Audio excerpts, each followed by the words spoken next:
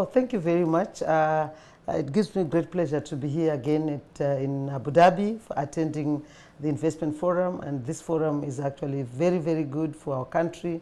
We are very grateful for having been invited because the relationship between Zimbabwe and UAE is growing in leaps and bounds. I can attest to that because I was here for the inaugural media congress last year. So this year we are here again to showcase what our Zimbabwe government is doing and what our people are doing. We are not here alone as the Minister of Women Affairs, SMEs and Community Development, but we are also here with the Zimbabwe Investment Development Agency so that at least they can showcase, attract all the investors who would like to come into our country. So this forum is very good for us as a country because it gives us an opportunity to showcase what we have as a country. We have natural endowments which not many countries have in this world. I think we are number 1 in gold, in platinum. We're top 10 in those minerals, gold, platinum, now lithium, the new one, with incoming of with climate change and also the advantage of electric cars. We will see a lot of lithium batteries being manufactured in Zimbabwe. We are also here to find opportunities for our women who are very good at agriculture.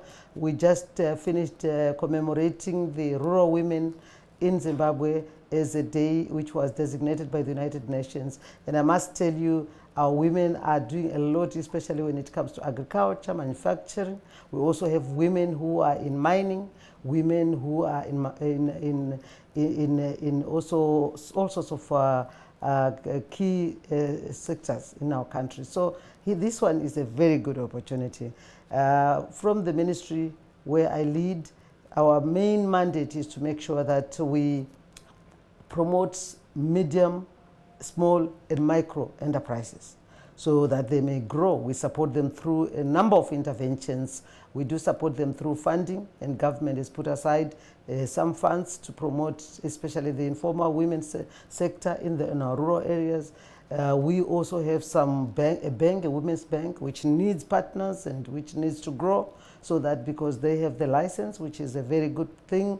The Zimbabwe government, through our president, Dr. E.D. Mnangagwa, is very passionate about seeing that sector growing, the SME sectors. He's also very passionate about empowerment of women because he realizes that economy issues of empowerment, when we talk about women, they are not just human rights issues, they are really economic issues. When you empower women, they empower families, and when families are empowered, you empower communities, and when communities are empowered, you eventually find a country which is very wealthy. So we are here to understand what other countries are doing, benchmarking, understanding what exactly are they doing to succeed. Just a few days ago, I've managed to meet a number of experts coming from different countries. Like yesterday, I met a bank from India, and they've successfully done very, very well in terms of really making sure that SMEs in their countries, micro especially,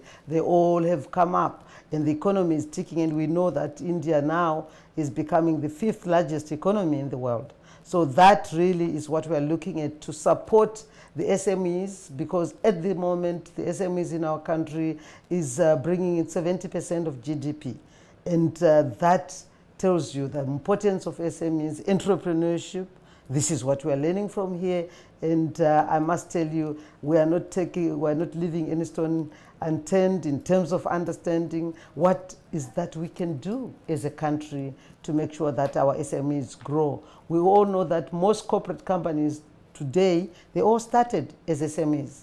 So as a country, we are aware of the fact that these SMEs should be supported. Entrepreneurship has become, I think 90% of Zimbabweans are entrepreneurs.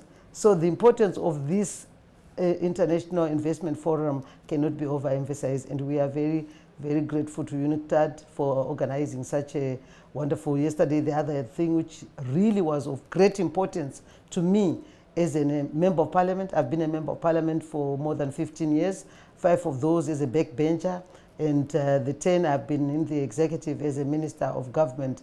And I must tell you the importance of dialogue between political leaders, especially members of parliament and government and business leaders, is very critical, because that then creates the platform where business can grow. And when businesses grow, that's precisely what the government wants, to see businesses grow, because the lives of the people also grows and changes, and we uplift our people from poverty.